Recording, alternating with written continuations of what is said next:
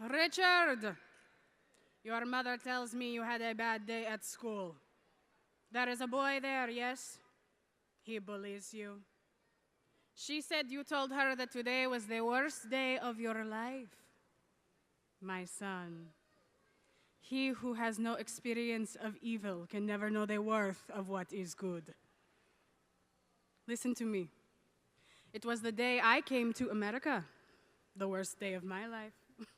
I swear to you, my mother, my sisters, and I all huddled together in a mess of noise and bodies. They stripped us down, deloused us. It was humiliating. I hated every moment of it. We left Ellis Island after signing our names and getting our papers. My father was already in Michigan, working at a factory, sending money back home to us in Malta. But what is Michigan? Where is Michigan? We had already traveled so far. It was disheartening to realize, upon looking at a map, that America was bigger than anything I had ever imagined. Michigan was still so far away. My mother had to focus on looking after my sisters, so it fell to me to venture out into the streets of New York and find us some food. I was 13. When I stepped out onto the street, I coughed.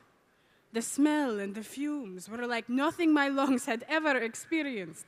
I was almost bowled over by a car speeding by, and I remember thinking that the drivers in America must not receive any sort of training before getting behind the wheel. Cars drove everywhere, zigzagging this way and that, obeying no sorts of laws that I could understand. The people of New York seemed to navigate around this without faltering or meeting their deaths, so I decided I would follow directly behind the next passerby and use him as sort of a buffer. The thing you have to understand for this next part is this. We were horribly poor back home. We had enough to get by, of course, but there was never excess. It was hard enough to keep food on the table, let alone in the cabinets. So, when I found a small grocer on the corner, I grabbed a loaf of bread and some cheese. It was my turn, they rang my purchase, and it hit me. I had no idea how I was going to pay. I had our money purse with me, but I realized that even once they told me what I owed, I had no idea which coins or bills were worth what. So I did what I always had to do when paying for things back home. I emptied my pockets out onto the counter.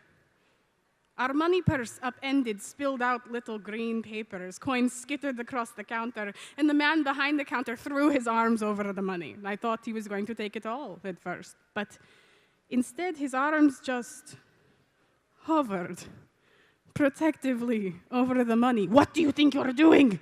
He shouted at me in sort of a whisper. Paying? I said. I didn't know how much, so I thought I'd show you what I have. The man looked incredulously at me now. "You can't do this," he shouted. "If you dump all your money out for someone like this, they will take it all. I told you, you only owe me 30 cents. I could feel my face growing hot now. I could tell he thought I was being foolish, but I am not stupid. I was just asking for help, and my mother always said to us, asking is the sister of knowing. But I don't know how much that is, so I thought I'd show you what I have. Do I have enough?" The young man laughed at me now and held up 2 tiny coins. "This is 30 cents. And then with an entire line of customers behind me, he held up every bill and coin in succession. He showed me the numbers and the writing. He showed me how the coins differed in size. He taught me how to use American money. And then when he was done, he packed all of it back into my bag, saved those 30 cents I owed, and handed it back to me. "Never dump your money out for someone like that again," he said. And then he called, "Next!" That man saved our family that day. Everything my father had worked for and sent to us, everything we'd saved, everything we sold, all of our money was on that young man's counter. And he chose not to keep it for himself, but to help a 13-year-old boy on his first day in America. We are all flesh and blood, Richard. And you remember that son. And you be like that young man.